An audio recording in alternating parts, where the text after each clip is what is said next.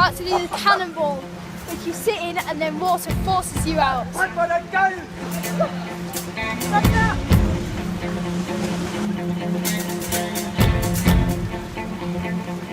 Yeah, no, it'll take a minute.